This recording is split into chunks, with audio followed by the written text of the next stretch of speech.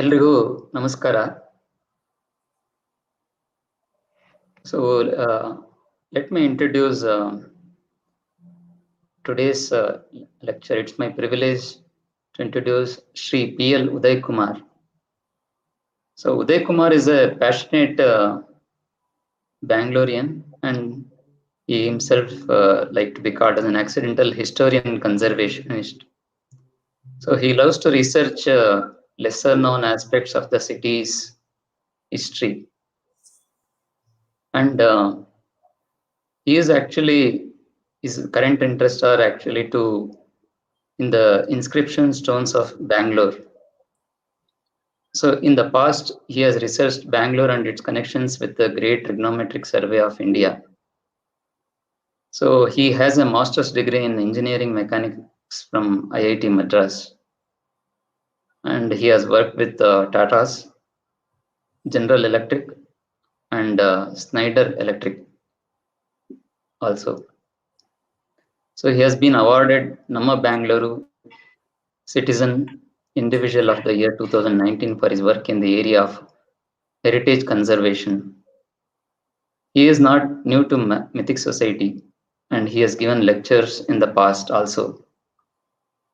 So, and you can actually recognize his passion to conserve many actually inscriptions in Bangalore, and he has done a lot of work in that direction. And as you see, in today's world, these multidisciplinary areas are very important in conserving our history and cultural heritage. So Shri Udaikumar is doing a great service in that direction. I request him to give his lecture on a novel approach for inscription studies and conservation using high-resolution 3D epigraphy. So welcome, Shri Udaikumar ji. You can start now. So thank you very much, Sudarshan sir. Those are very kind words, and I am very grateful to Mythic Society for the opportunity, for this opportunity, and so many other opportunities earlier. Of being able to showcase our work and talk about Inscription Stones of Bangalore, what we are doing and what we can do. So today's topic is a slightly different one from what Mythic Society online seminars usually are. While today I will focus, I'll not focus so much on history per se, but I will focus a lot on technology and the application of technology for studies and conservation of inscription stones. The way I've structured the talk today, it is a little bit Bangalore centric, because that is where we work and that is where a lot of this work has been done. Nevertheless, the ideas, the concepts, the takeaways are all absolutely valid for any other city in India or elsewhere. So the problem as it is, I will define that and I'll explain more about it. I'll talk in terms of Bangalore, but the takeaways are absolutely true and valid for every other city. So in the 1 hour of this talk, end of it, I hope that I would have stimulated your mind enough to say, why are they doing this in Bangalore? I want to do this in my city, in my place, in my village, in my town as well.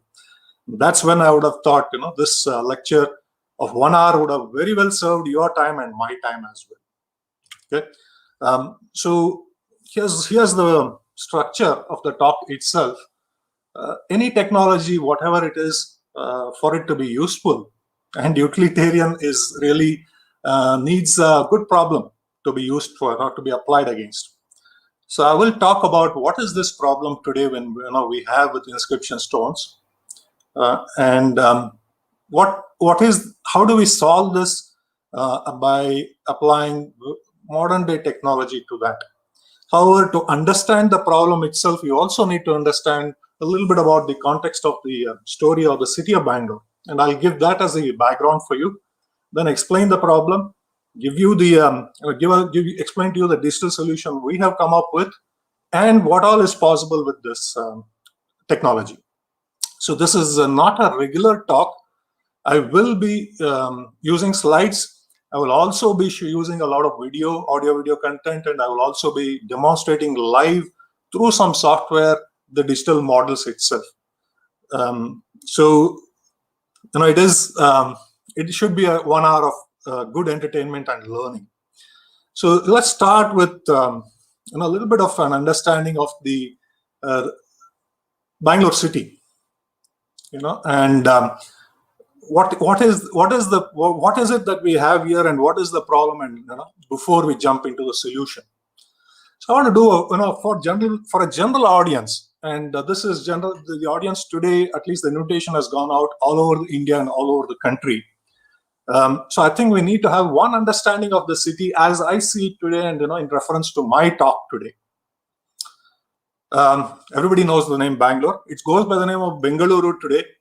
I grew up using the name Bangalore, so I prefer to use Bangalore. No offense to Bengaluru or any other pronunciation that you are happy with or familiar with. They're all good ones. First, it's a massive city. It's a city with a population of 1.25 crores. Amongst the largest, the most densely populated cities in the world. It used to be until very recently a small town, a pensioner's paradise, and all of that. But today it's one of the biggest cities in the world. Okay. Nevertheless, it's also is good old Bangalore in many ways.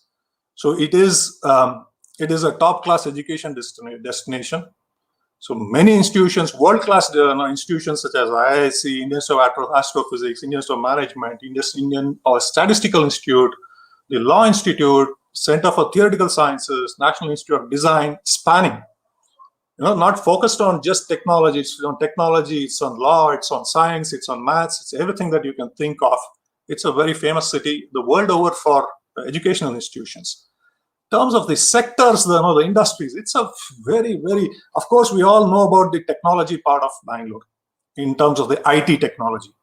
It's people may not have realized this so much, but it's the world's 4th largest technology cluster. It was an unknown destination 2 decades, 3 decades back.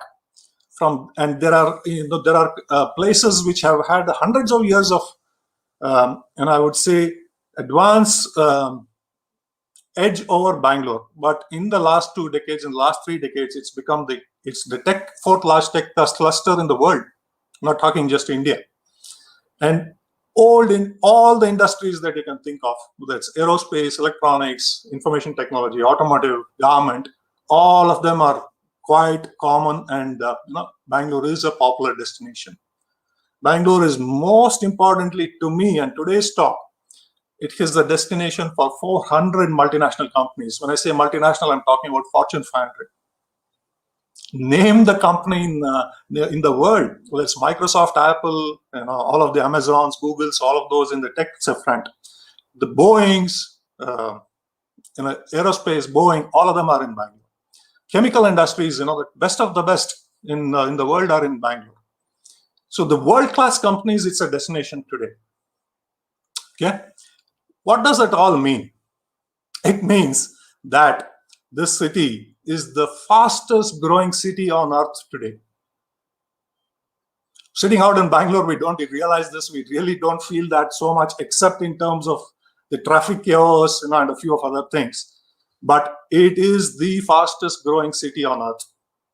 It has an expected projected growth of 8.5% GDP over the next 15 years.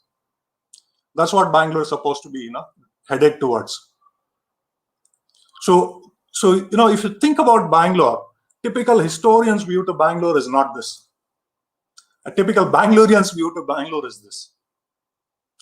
So every one of you sitting out in Bangalore today and watching this program, you should also realize that unique place on earth that you are seated in today. No matter your profession, no matter your education, no matter how wealthy or your society class, you are in a city which is amongst the top in the world. Okay, these are the facts there for that. What does that mean? It means, whatever I said, what about the past? What do people know about the city? There's a friend of mine, Dr. Raksha Bhatt, she loves Bangalore and Bangalore books specifically. So this is her book collection. Can't put it in one photograph, so we have a college of 5 here. There's about 90 books. These are not all the books on the city, about Bangalore. This is a mix of Kannada and English. Probably there are another 25 to 30 books about Bangalore. Some of them are a few of them are fiction. Many of them are travel guides. Many of them are history books. Many of them are memoirs. All of those kind of books here. There's 90 books on the city of Bangalore.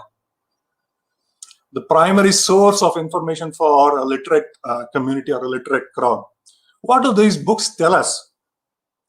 Yeah, if I have to think about it, what's the story of the city in these books, or general, wherever they are, whether the events or TV programs or whatever?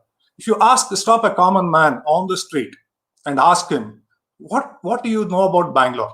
Tell me a little bit about the past of Bangalore. These are very common statements you will hear. Bangalore is a new city that's a result of the IT-BT revolution. So if I go towards Electronic City or Whitefield and I ask that question, this is the answer I will get. It's a very new city, sir. Only after IT-BT happened, the city is really high. The city has developed. It's a very new city. That's the migrant population in the last 15, 20 years will give us this answer. If you ask a generation like mine, where our parents were working in public sectors, ITI, BEL, HMT, NGF, HAL, all of this, they'll say, sir, this is the city of public sectors. Anyone born in the 50s, in the 50s, 60s, 70s generation would have lived through this. Bangalore was nothing, sir. Only when these public sectors came here, that ITI, HMT, HAL, BEL, all the buses that we used to see on the road, that's when Bangalore actually became something substantial. That's the second answer you will get. Now, slightly this one, another version you will get is this city was built by the British. Because, you see all the cantonment areas, you see those old British style buildings. Bangalore actually happened when those buildings were built by the British. So there was nothing much before that. It was all British only who did it. MG Road, that is Infantry Road, Cavalry Road, all the roads that you see, they're all British roads only. So the heart of the city is just that. That's another answer you'll get. Old-time Mysoreans. So if you ask them that question, they'll say, sir, the city was built by the Wadiyars. Take all the hospitals, sir. Take all the schools and colleges, sir. The old factories, sir. Soap factory or Mysore lamps or any one of those, they were all built by the Wadiyars. That's another version that you will hear. Some other people, and this is more common in these recent times. Sir, city was founded by Kempegowda, sir. Yalankaganadu Kempegowda, sir. 90 books or 100 books about Bangalore, and this is the story that we hear. Not that they are all false, not that they are all wrong. This is typically that story of 8 blind men and an elephant. How they describe an elephant? They're all correct. That's not an elephant, though. So all of these are true. However, these are just views of the city, of the story of the city. Okay, and that's very important to understand. A lot of the historian community as well thinks about it in the same way. But there are good sources for the history of Bangalore. Those books are not the only ones. Popular TV programs are not the only ones.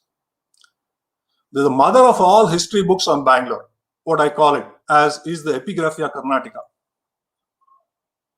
Okay, you may not have heard it unless you are in that elite band of people who are historians and epigraphists who have worked in that area. Very, very small.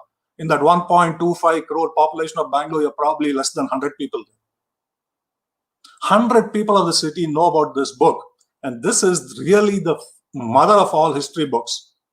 It's published not now, recently, to say that, look, it's new, nobody has read it. It was published 115 years ago in 1905.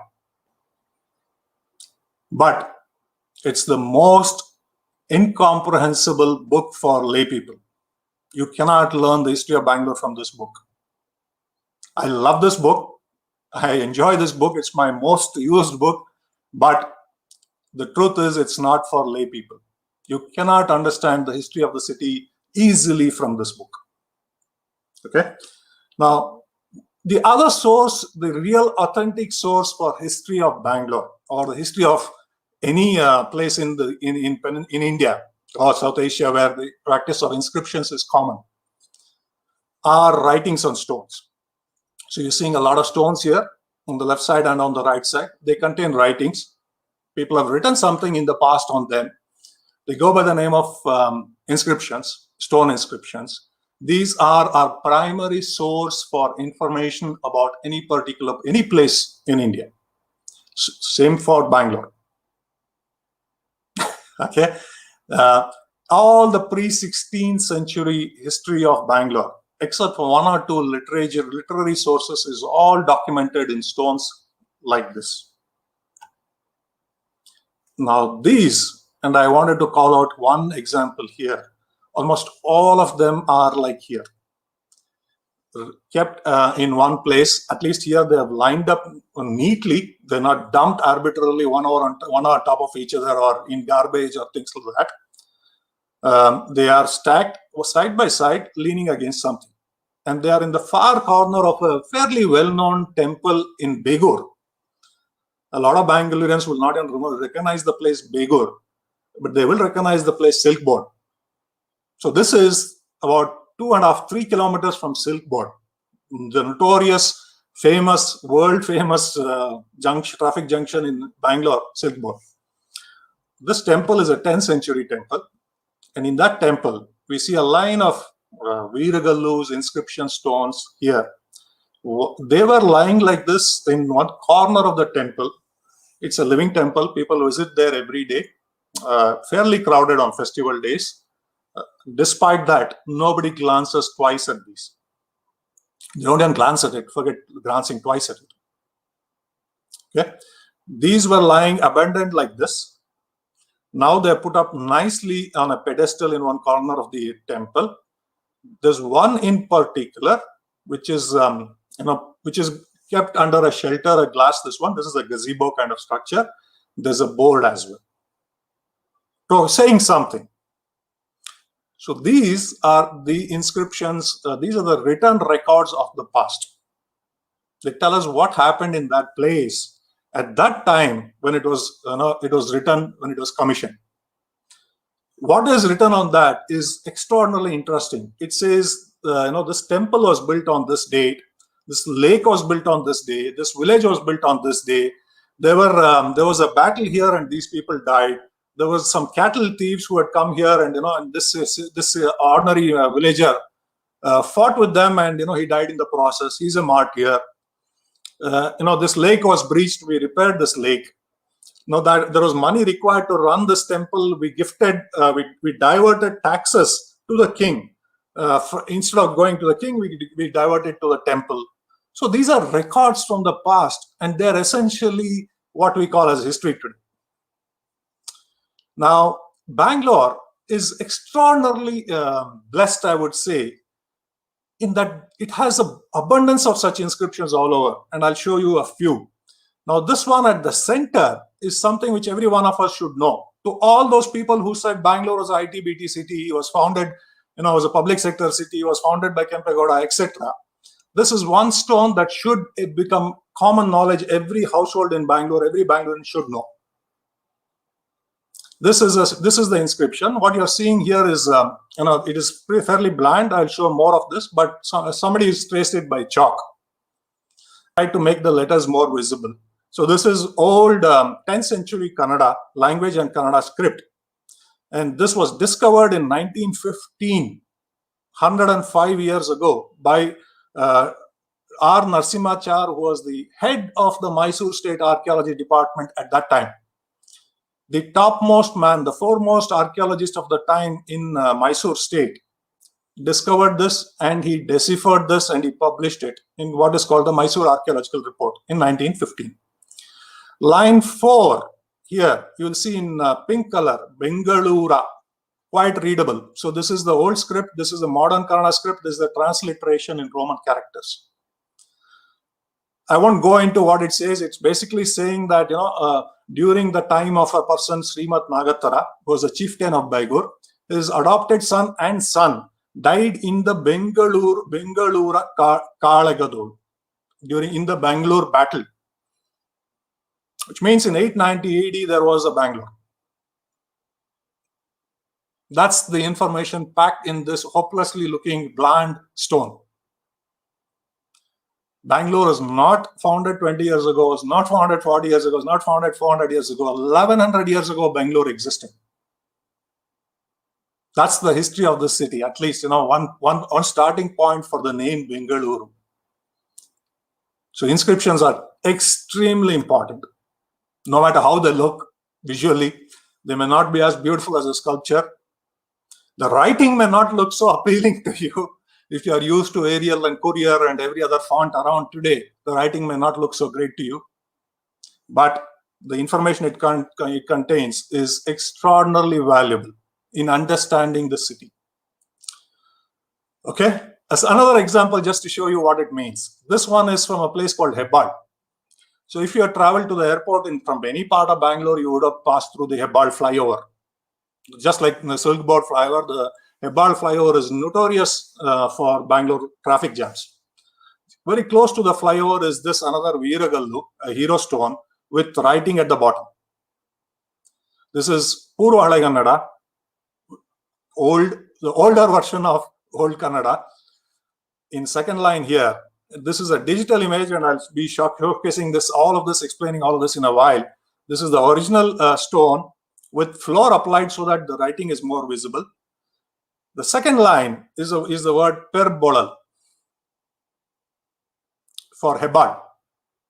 The exact writing is actually like this. So this is Kannada script as it was in the 8th century, digitally enhanced. What you're seeing is a digital image.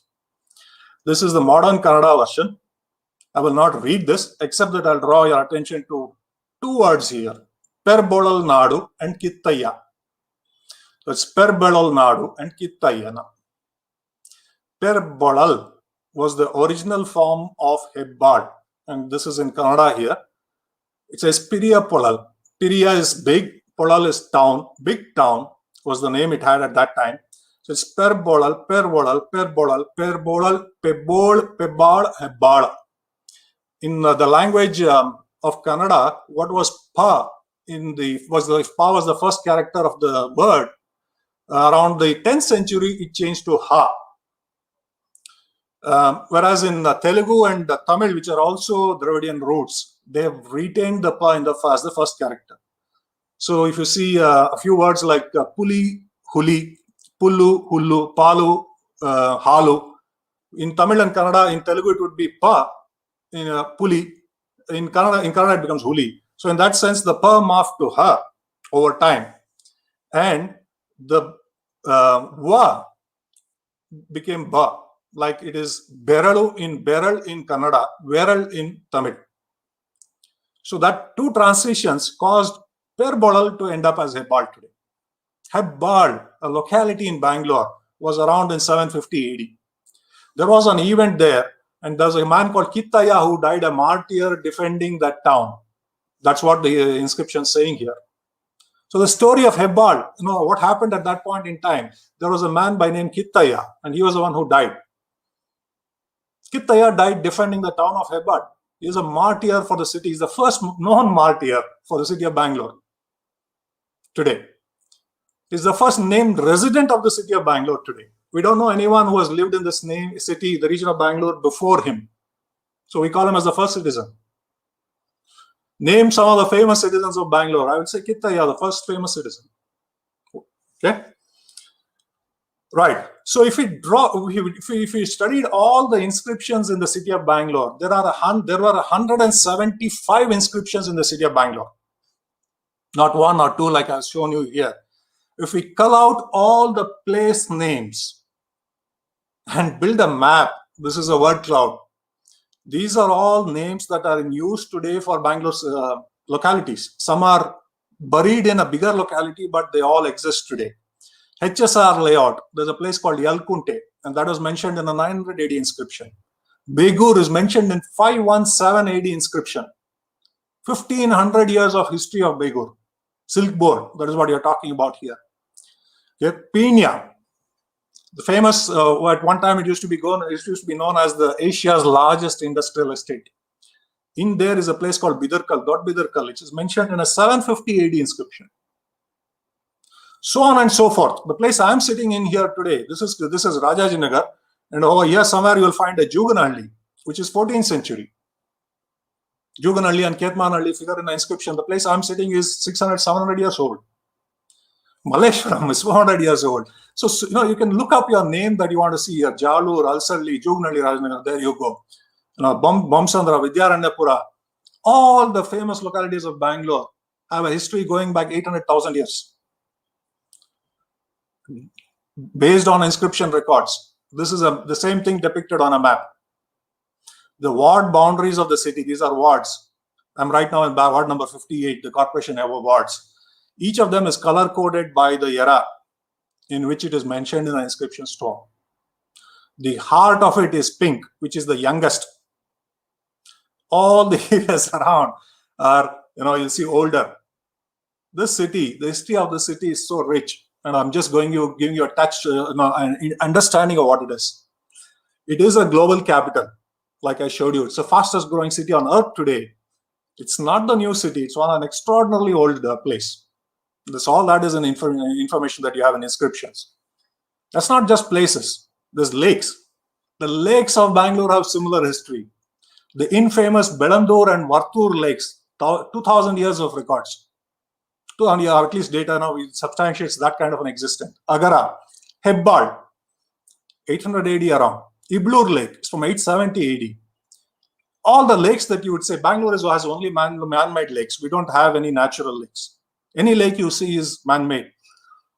The most recent ones that are built are Sankey, Alsur, which are probably only two lakes that most of us know about, have heard about. All these lakes exist today. They are full of water. Well, they may contain sewage water, though today. That aside, these are lakes that have sustained the city. Generations of this. 40, 50 generations have lived off these lakes here, and that's what's resulted in this place becoming a global capital. What do we know about them? Almost nothing. And all this data is in inscriptions. Okay, so let's see what an inscription is, or rather, let me show you something else, a little bit more lively thing. What I'm showing you now is all the inscriptions of the city of Bangalore. This is the same ward map that I showed you there. The icons, the red, green, blue, are locations of inscription stones in the city of Bangalore. This is the boundary of the city. Within the city, you have 175 inscriptions. This map, it's a Google map, custom built by volunteers. You can use this. It has information about each inscription stone. I picked one at random. It says this one is from Nachetalli, which is not a dated one. Doesn't matter. We'll pick something else. There's Kodigehalli. Kodigehalli is again a little past Hebbal. This inscription stone is from 1431. It has the name of a place called Virupakshapura on that. So this is the English translation. This is the transliteration of what is written on over there, and this is the Kannada, inscription transliterated into modern Kannada, what it says. So this one says the Virupakshapura was a place that existed then. It was donated for a temple in Esarghatta. And this was in 1431. If you see here, this is in 1431. How old is Kodigehalli then? Kodigehalli name itself draws Kodige, the village of Virupakshapura was gifted to Esarghatta temple. Gift, the word for gift in Kannada is Kodige. It was given. So the Halli itself became a Kodigehalli. That's the past of Kodigehalli. It's very important to understand the icons here, and this is the rationale for everything I'm going to be talking later. A green heart means the inscription exists. So in this case, this is the inscription. You can see it. There's photographs of that. This is where it was. It was by the edge of a road. This photograph was taken at 5:45 summer morning because it's such a busy road that there's a very busy road, but a very small road. You can see a tree here and you can see the stone here. This distance is just about 12 inches larger than the width of a bus. So when a bus passes here, 6 inches clearance on either side. It's a very heavy traffic road. I would never get a shot, during daytime. So I had to go 5:45 in the morning to get this photograph. And this was being grazed over. Many vehicles have grazed this. It's a record of celebration of a solar eclipse in 1431. It's a fascinating story. It will take me 2 days to explain that inscription itself. It's a close-up shot of that. Now we shifted it to a temple. So this is a close-by temple. Now it's built into a compound wall. So you can still see that there's a white graze mark here. That's vehicles grazing, against the stone. It was installed on August 8, 1431, a day of a solar eclipse. A fascinating amount of information contained in this. There is mathematics, there's astronomy, there's history, there's language, all of it in this one particular inscription stone. Okay, it was sitting at the edge of a road like this. Okay. So where you see a skull mark, that means the stone is damaged. Is not damaged, I'm sorry, lost, destroyed. It doesn't exist anymore. There's records in the Epigraph Karnataka or some other place where it says there's an inscription in the in Devsandra, Krishnashpura Hobli from 1509, and this is what the inscription says, but no stone. You can't find it. It was destroyed. Destroyed during road expansion, during house building, whatever. This is the city of Bangalore.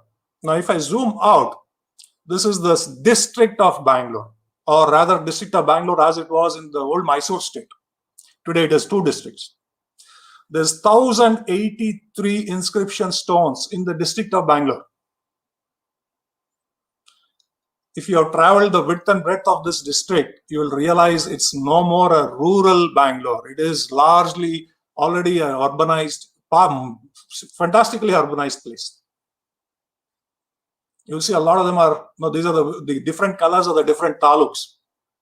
Nelmangla, Magadi, Ramnagara, Anekal, all of those kind of taluks. There's 1,073 inscriptions pre-16th century, which are telling village by village what is the story of this district. Yet we say it's a new city, we don't know the story. Okay, so that was that. Now, I just wanted to give that before I say anything about the technology and inscription. This is paramount to the exercise that we are doing. If you don't have this context, you will not understand why we are doing this and the urgency for this work at all. What have we done with these inscriptions? This one is from Kitagnur. It's on Outer Ring Road. HRBR layout is better known as that today. It's from 1401. Those of you who can read Tamil will identify these characters. These are Tamil characters, not Kannada characters. 600 years ago, Tamil was being used for writing in this city. There's a richness in Bangalore. Everyone who comes to Bangalore appreciates and loves. They say this is a multilingual, cosmopolitan city. You can speak Kannada, you can speak Tamil, you can speak Telugu, you can speak Hindi, you can speak Bengali, Konkani, Tulu, whatever you want. You will get a response. You'll get a very friendly, warm, welcoming response. Why is that? Because this is a multilingual city for a long time, as in 1,000 years. All of these languages are our languages. We don't have this issue that my language is the only language. We don't have this issue, my language is superior to yours. Most homes here use 3 languages. So it's not a problem for us if state reorganization has its own merits, but we don't have any problems with multiple languages. We love them all. What have we done with that? As you can see, we've broken it. And if you are a history lover, you will have to hold tight when you watch this video. I'll play this video.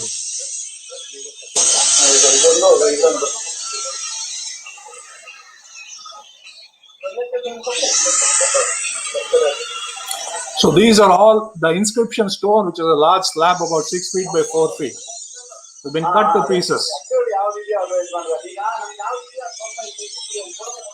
The voice is there.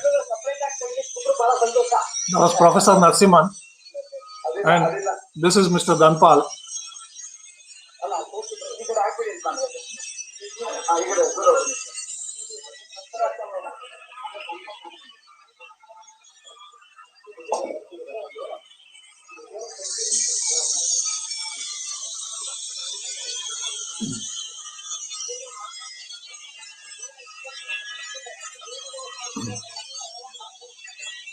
So as you can see, this was the slab.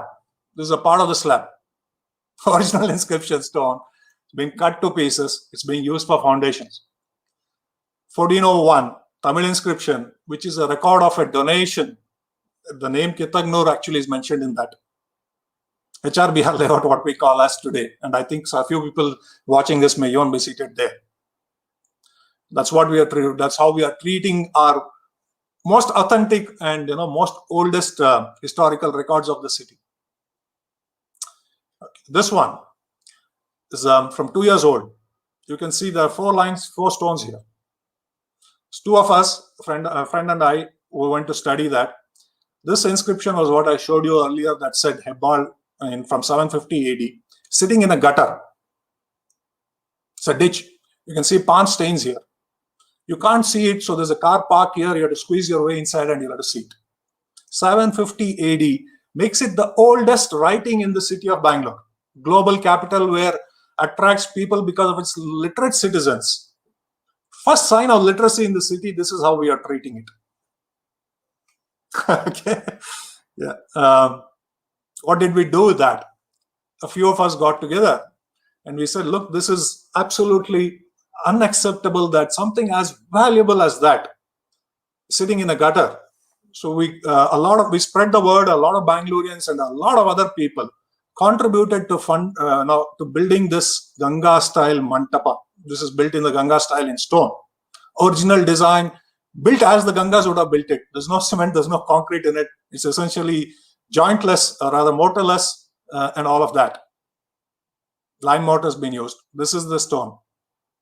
So we put it on a beautiful mantapa. So the stone's conserved now. It's saved. People don't, people will not ill-treat it. They will respect it. They will admire it. They will celebrate it. That was really what we wanted to do. We thought this is a great solution. So story is saved. Future generations can learn from this and celebrate it. Is that true? Is that the solution? Securing physically these inscription stones which narrate the story of the city. That, friends, is really the problem. That's the background. A global capital, fastest growing city on earth with incredible history, destroying casually its heritage from the past in the form of inscription stones. Why is it such a well kept secret? Why don't people know this?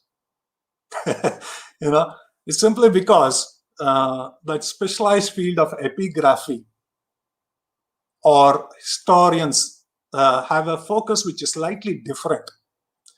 They don't tell us the story of a place, or most of them don't tell us the story of a place. They tell the story of a king. They tell the story of a language. They tell a story of battles. That's not story of Bangalore. There's no king in Bangalore. There's no great palace here. There's no great battle here. There's no great fort here. I'm talking unlawless examples from elsewhere. Does that mean the place doesn't have a story? I think it has a most incredible story, except we haven't thought about it that way. Now, documentation of that inscription was essentially traditionally done this way by what is called an estampage. Paper imprints are taken off the stone, and you can see the man doing it here. A wet paper is stuck on the stone, and this small thing called a dabber is used to dab ink onto the paper, and the impression is taken, and that is what is used by epigraphists to read it. Once they read it, what is valuable for them is that piece of paper with the impression and not the stone. They forget about it. They publish it in a journal, in their archaeological records, and they're done with it. People read from that, and that's about all. Never makes it to the textbooks, school books. No, never told to the residents. Even the people living in that same house, in that same temple, the priest in the temple doesn't know what's on the inscription in his temple. And this paper and the stone is destroyed, and the paper estampage, as it's called, is also destroyed and lost over time. There is not one estampage or photo of the 100 lost inscriptions or the 175 recorded. We have only about 60, 70 left in the city. 100 are lost. We don't even have estampages to see and appreciate or study and say, look, this is what it was. We don't have that. Even those that have been put on pedestals or mandpas will be damaged. Either accidents, carelessness, or weather. If all is taken care of, weathering will destroy it. You will often find people telling you, look, last time I visited here 20 years ago, the reading on this was so visible. Today it's very faint. I can't read it. Whether it is acid rain, whatever it is, the stones weather. We lose them in no time. Even if we put it up on glass cages or we put it up in mandpas. Physical securing is not enough. That's where digital solutions come into picture. Okay. Whatever I showed you today, a photograph is a visual two-dimensional copy. If we can get the same digital representation, like film was not eternal, it could be destroyed. It would fade with time. A digital camera is better. So I make a digital copy, it's eternity. It's just a matter of protecting the file. It's safe. So this digital solution is really the solution for physically securing, or rather for securing inscriptions. And that's what I'll show you today now. Okay. And I hope I've laid the context for this whole talk now.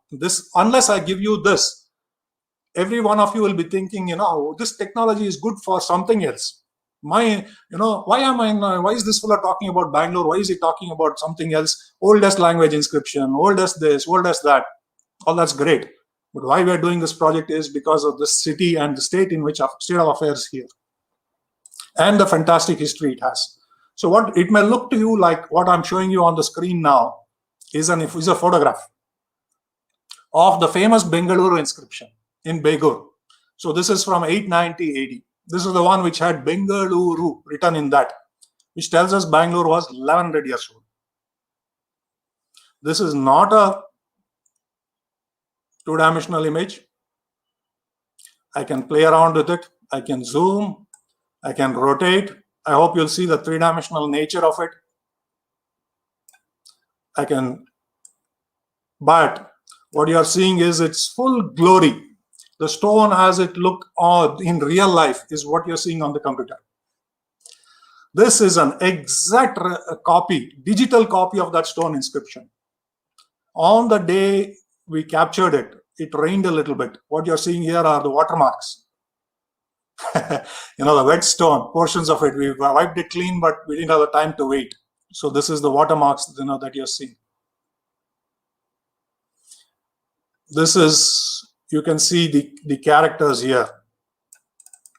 How difficult is it to read? You can see that here. I can show you. This is the ba. The eighth kara, the A used to be given at the bottom, unlike today. The chuke, the ga, gu, lu, ra. Not readable. Absolutely not readable. I know it, so I'm showing it to you. But with a digital copy, that's not a problem. Here you go. I'm putting it to you in a different color. This is more readable. Zoom it out. Even more readable. I don't like this. I can change the color. Give me some other better looking color. There you go. Is this readable? Maybe. Better than that. Can I see it from this angle? Yes, I can. I want to point out a few things to you here. Please see, this is the na as we write it today with a dirgha. As I go closer and I tilt it, you will see there are the chisel marks. So the sculptor, I hope that, I don't know if In live cast, you can see it in the same clarity, but I can see here the chisel marks. The sculptor had used a chisel and he had gone down in this fashion. The chisel marks. That's how, yeah, there you go. Hopefully you can see it now. The chisel marks down here. I'm focusing on the dirgha of the na, on the ga adjacent to that. That's the clarity of this one. So if you really see it on stone, how would it look? Like this. This is the stone. Natural coloring as it is. It's visible even now. Okay. So now that I have this digital model, that stone is protected. This inscription is protected. Anything can happen to it, either intentionally or accidentally. It doesn't matter. I have a digital copy. This is not a paper copy. This is a very, very high resolution copy, and I'll show you a few more of these in different, in different techniques and how to see it. Okay. Now, if we scan, I want to do a little bit more. Okay, I want to try and show you the power of 3D. If you have not understood 3D, this should be able to explain to you. Here, I want to show you this is 3D. What I'm going to do is I'm going to measure the groove depth here of this character. This is 0.1. This is 0.1, and this is 0.2 at the top. How deep is that groove? 5.1 millimeters. This is not a photograph. You can never do this on a photograph. I'm having a physical replica. I'm having a digital replica, 100% of that. How accurate is this? Our hairs are 0.1 millimeters thick. 0.1 millimeter thick is the is how varies from person to person, but generally the smallest thickness is 0.1 millimeters. So what in this digital model, 0.1 mm, 0.1 millimeter accuracy resolution is on this model. A hair width difference can be measured here. It is recorded here. For any reason, and here is what it is. If for any reason, let's say his chisel, I don't have an example here, had slipped and he had not smoothened it out. Let's say he was chipping away here and then it kind of slipped here. It would show here. If somebody has modified, and tried to change the letter a little bit, we can see it. With a little bit of analysis, let's say normally this one is, the chisels are gone anti-clockwise. In some place he may have used it clockwise. It may mean two things.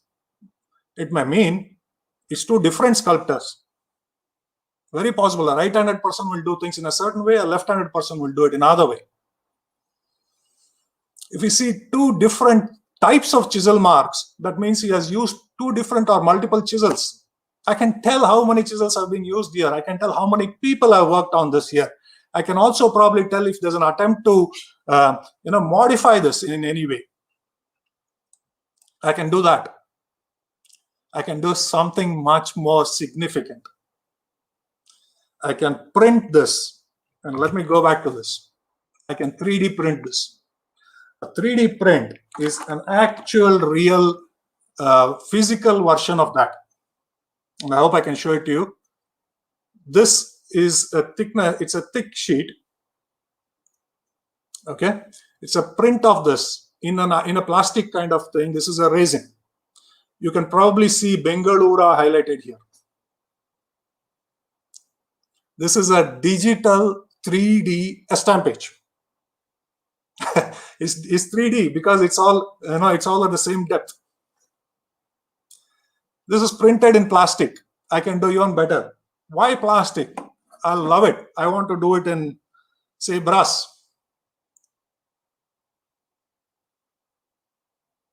I hope you can see that. You can read it as well there. This is a brass casting made from that. This is original. This is only scaled. I could do it to the same size 1:1, but this one is much smaller than the original. This is the famous 890. I can see Bengaluru here, probably there. If you can read, this is Bengaluru here. A brass casting. Give it to as many people as you want. The same thing that I showed you for the Hebbal Virgal. This is the Hebbal Virgal. Plastic printed, 3D printed. What we did was we turned that into mementos in this folder. You can see the casting here. You can see the digital image here. You can see it written here. Okay. About 1,000 of these have been made. Hebbal inscription, which was sitting in a gutter. 1,000 copies of these have been made and they traveled the world. Every city in Bangalore, and I'm sure a lot of viewers actually have this in their homes today. Delhi, Bangalore, Madras, Hyderabad, Bombay, people all over there have got it. In Detroit, New York, Chicago, Singapore, Melbourne, Dubai, Frankfurt, all those places people have this.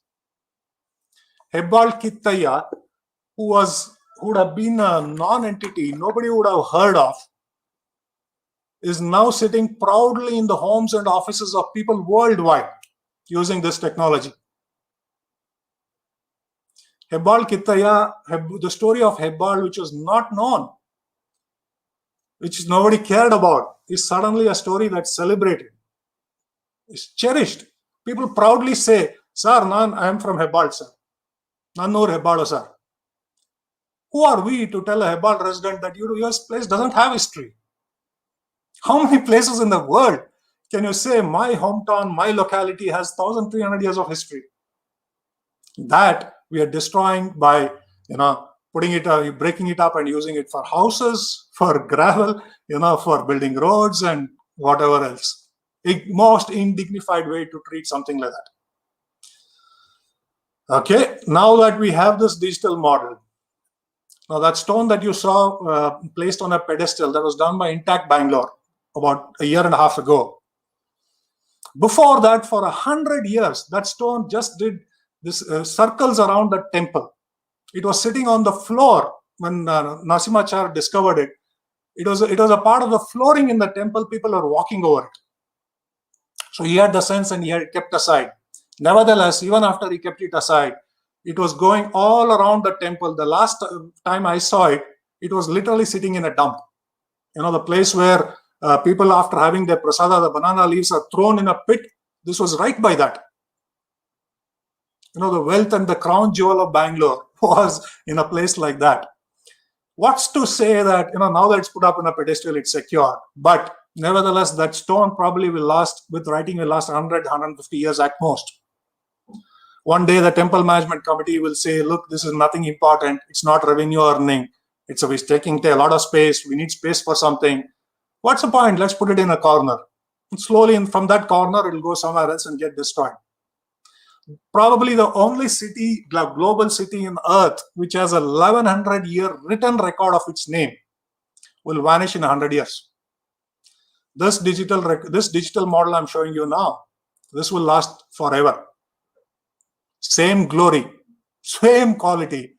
And like I was showing you here, I can build 1,000 copies, accurate copies of this, million accurate copies of this. The 1.25 Bangaloreans can have it in their homes. It need not remain a secret. Okay, so that's the conservation part of what I'm showing. What I showed today. I'll show you the inscription study piece now. In that, I'll switch to another application. This is a different software which is more suited for that. Looks pretty boring. I don't know if you even look twice at this. I can do some magic. There you go. This is the same inscription stone where only a few characters I have artificially colored it. I colored just a few ones to show you as an example of stark differences. I don't like this. I can do some digital magic. How's this? More readable? The same Bengaluru that you probably couldn't identify, I've colored it here. I'm coloring it in 3D, and I'll quickly show you how I do that so that you understand the significance of thing. So I'll work on the ga. This is ga in Kannada.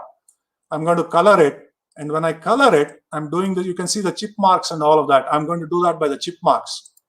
So let me use a color which is very visible, and I think the red is a good color. I'll use that. I want to use a small brush. Let's say this is broad enough. I'm going by the chip marks, the chisel marks, sketching it out. It is coloring the polygons. It is not like drawing on paper. It is three-dimensional coloring of this. If you see, I am going strictly by the chisel marks.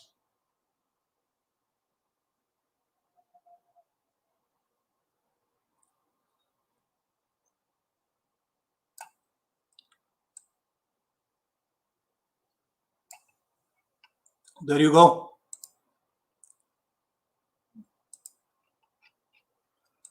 Now, if you don't believe it's 3D, let me change the angle of the light. The yellow rays that I'm showing are light rays. Let me zoom out a little bit. I'm shining the light from this angle.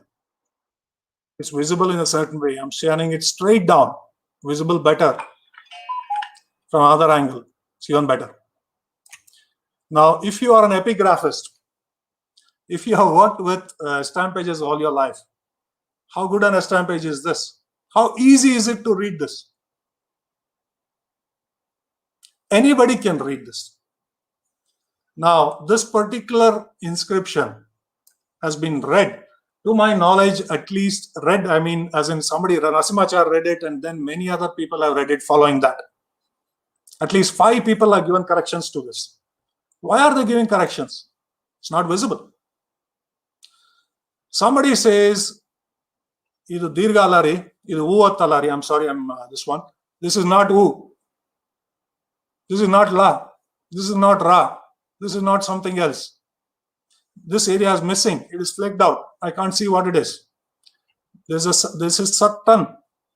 So just for the people who can't read Kannada, I'll read this out. Nagattara is the name of the chieftain in Bangalore at that time. Bengaluru is the town city we are talking about. Sattan. Sattan is dead. Satta is dead. It essentially says Nagattara's son and adopted son died in the Bengaluru battle. Okay. How, if I build 3D models and give this to epigraphists, what are the chances of a disagreement between readings? Pretty low.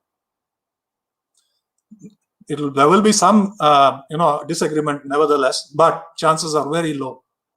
How easy is it to correct it? Sit in your home, sit in your offices, look at it in the phones. I'm showing it on our desktop today. Look at it on your phones, look at it on your computers. You don't have to go to the site. I'm an 80-year-old epigraphist in Corona times. I don't want to go to the Inscription Stones site. Doesn't matter. You're sitting in your house, you can read this. And this has been done today.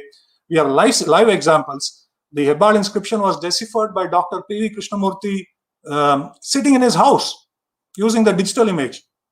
Some areas that he could not read on the stamp page and with the photographs, he visited the site too. He could not read it, but the digital image helped him read it fully. How significant was it? Kittaya was saved the town, but in the inscription, some of the effaced portions meant we couldn't identify the attacker. So somebody attacked Hebbal village and Kittaya died. But with the digital image, we could say it was Rattavadi. The Rashtrakutas attacked.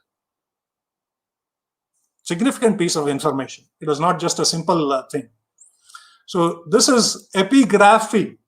Reading of an inscription will take completely a different turn with something as high quality as this. Now, I don't need to be an epigraphist to develop this image. I can be anybody. If I train myself in the software, and I'm tracing chip marks, I'm not even tracing anything else there. I can be ignorant of even the script. Produce something meaningful for an epigraphist to read, number one. And number two, if I can share this image with the ordinary citizens, imagine the thrill, imagine the value they get out of this. It becomes accessible. I have children sitting out in Hyderabad, in Hebbal. Small children, 6-year or 8-year-old children who attempt to read this with images like this. So we give out a pamphlet, and this is the pamphlet which goes with that, and we carry this. This has the digital image. If you can see here, this is the digital image with etched writing on that. Now, this image is read by children, believe it or not. People, epigraphists of a lot of experience struggle, but children love it. It's a game for them. What kind of a love will they have for the place and language if we can do this? It should be commonplace knowledge, and that's what we can do here. Okay, so I can do a lot of magic with this, and I'll show a few things. I don't like the look of this. I want to change the colors. Let's say I like red. There you go. I want to light it differently. Yeah, there you go. More readable. No, this is not so nice. I want something else. Multiple algorithms are there for rendering them. I'll show you one. There you go. There's parameters here I want to get into. I want to make it sharper. I want to make it blur. I want to invert the effect. Is this more readable? Please tell me, is there any comparison between this technology and an stamp page or flow trace or whatever you do? I don't think so. It's just a no-brainer. Technology adds enormous value to this field. Okay, so let me go back and show you a little bit of how it works. I'm probably a little over time. I need 5 more minutes to wind up, and then I'll take Q&A after this. Okay, the process itself of building a model like that, and this is how the scanner looks. Pretty simple, handheld. It's like a iron box. It's about the same size as an iron box too. So there's a camera. This is one of the devices. There are many kinds of devices. This is one of the commercial devices. There's a camera in the center. There's multiple cameras. There's flashlights and all of that. So I'll show a small video of how we do that. The process is we scan the model on site using this device. We come back to our offices in our desk and clean the model. We align pieces of it, and I'll show a little bit quickly. And then we build a solid model like I showed out of that. This is the scanning process, or the complete scanning and development process. Okay. How does it look like to scan? And here's a video of that thing itself. So you can see here the device is held in the hand. This is the Jaipur 10th century stone. So he's moving it around over the stone. As he's moving it, it's getting captured on the computer here.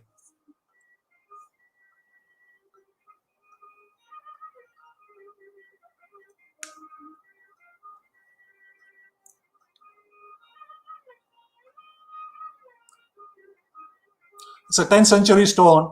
It was lying abandoned somewhere in somebody's house, backyard. It would have been destroyed in maybe a few years. Professor Narasimhan and Dhanpal worked with the local people. They have shifted it into a ground today. This is a playground. Close up of that with the writing. As you can see, it's already a fragmented thing. Only a portion of the stones available today for us. So we have a digital model of that. Even if the stone's destroyed, it's sad, but I have a digital copy which is extraordinarily accurate of that stone today, of the stone and inscription today. The story of Jaipur written on that stone is now in all its glory conserved forever. Okay, I've shown you all this, so I'll skip this part. I've done the demonstration. How do I do the 3D printing process? This was the original stone. I built a 3D model of this, scaled it down, and printed it to any size I wanted. Original size, double the size, quarter the size, tenth of the size, or whatever. We cast it. You can cast it. You can machine it on wood. You can machine it on metal. You can machine it on gold. Do whatever you want. Produce thousands of these. Imagine the story of an inscription and a locality and somebody there reaching thousands of people. That's really what history should be, and that's how it should be communicated to people. History is not like medicine or something which should be the privilege of some small few. It should be commonplace. It's my story. It's the story of my people, my city, my town. Everyone should know, and it should become accessible. This technology makes it very accessible. I showed you this folder. This is now sitting in thousands of homes across the world. No inscription stone in the world has got 1,000 copies like this anywhere all over the world. We've been able to do it with the technology. Researchers, like I said, this was an article by Dr. P.V. Krishnamurthy. This is the digital image. This is the floor trace photograph, a stamp page, and this is the colored, other images here. He has used it for reading. Extraordinary aid for reading and research. Okay, OCR. Epigraphists are an endangered community like inscription stones. Sooner or later, we will need software, intelligent software to help read inscriptions. Only half the inscriptions in the country have been read. And the number of epigraphists able to read it is dwindling. So we have to resort to artificial intelligence, machine learning, or whatever to do that. Okay. What can we else do with a digital model? Before that, all I showed you was theory. Okay. Anybody can talk this. However, the practice of this is really what means a lot. That's where Mythic Society has come in. Mythic Society has funded, along with somebody else, and we've been prototyping this, we've been piloting this for 3 years. So we have scanned about 30 inscriptions in the city of Bangalore. But it's not enough. There's 1,500 inscriptions in endangered, I would say, in the vicinity of Bangalore. How is going to save them? We need digital technologies to do that. So Mythic Society is actually funded and sponsoring this whole project of scanning 1,500 odd inscriptions in Bangalore and Ramnagar districts, the old Bangalore district, that is. We'll have digital copies of this in 3 years. The information that's going to come out from that and the way we can leverage it is mind-boggling. It's with the equipment landed last week. The technology has been proven 30 times over so far. We have made replicas. It's been used in articles. All of that's been done. The pilot is very successful. Now what we are doing is the real thing. Through this, we hope that the entire story of Bangalore will be conserved forever in all its richness and glory, not in some dusty old book like the Epigraphia Karnatica, which nobody knows about, nobody hears about as well. So this is a big story. I'm running a whole lot of time, but I won't go through this in detail. With the 3D model, as I'm showing here, it's got epigraphy as a huge benefits in the field of epigraphy. We will correct all the 1,500 already documented inscriptions. Many are wrong readings, many are incomplete. With a digital model, we'll be able to improve them and we'll publish it. When we go out, and for 100 years, nobody's really gone out village by village in Bangalore and done the survey yet. We're bound to discover a lot of new inscriptions that will also get 3D captured. Conservation will happen automatically. When the model is built, these archives will be shared with the archaeology department and Mythic Society. Very high resolution models. Versions or grades of that model will be shared with other organizations, universities, researchers, public, everybody. This is public wealth. Nobody should hoard it. It's only valuable when it's shared. Software development. Like I told you, we need models to build software, how to read this. There's already somebody who's very interested in developing fonts based on, say, 10th century Kannada, Ganga style Kannada, Pura, Adi Ganga Lipi, Hoysala, maybe the 10th, 12th, 11th, 13th century Kannada Lipis. They want to develop fonts on that. Why not? It's beautiful. Imagine how it would be to read an article in that font, to read a book of that time in its original, this one, if you have the ability. Imagine being able to see Kaviraja Marga as it was written by Virupatunga in the 9th century. Beautiful. That will be the way you can do that today with software. Replicas, thousands of replicas, easily doable. No knowledge need to be hoarded, need to be a secret. Public can leverage it, they can use it, they can celebrate it. The Hebbal Ketaya memento is in puja rooms of people. It is in the bank lockers of somebody. That's how valuable it is to some people. You can use this for making seminars, talks, like the one I'm showing you today. If I had used stamp pages, believe me, you would have all dropped out by now. I'm showing you solid, rich content with audio, with graphics, with lighting, and all of that, and you will learn you learn it faster and you'll learn it better. That's all we can do in the digital landscape. Okay, so what I have covered for you so far, I want to recap this. I've told you why the story of Bangalore. What's the problem? People don't know the story of the city because it is not that there is no story. It's a lovely story. There's solid evidence. We don't know. So we're destroying it. We are destroying the story of a global capital. Fastest growing city on earth. History. Gottilla, sir. Yenilla, sir. What is the Yenilla I showed you today? What I showed you, nobody can show this for Delhi, Bombay, Hyderabad. Not that it is not there. It's not so well documented. New York, Tokyo, Shanghai. Please show me something which is so spectacular as this.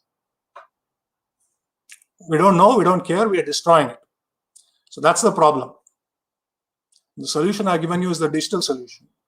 Storing it, putting it up in a museum, putting it up in a mandapa, that will only work for a while. Digital technologies need to be used for this.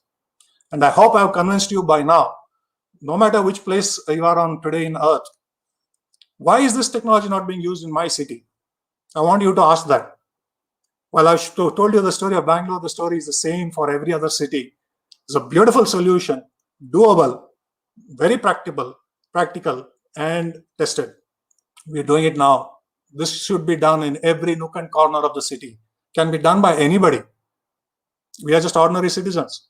It doesn't need a big, huge, centrally funded government organization, nothing. The government is very supportive.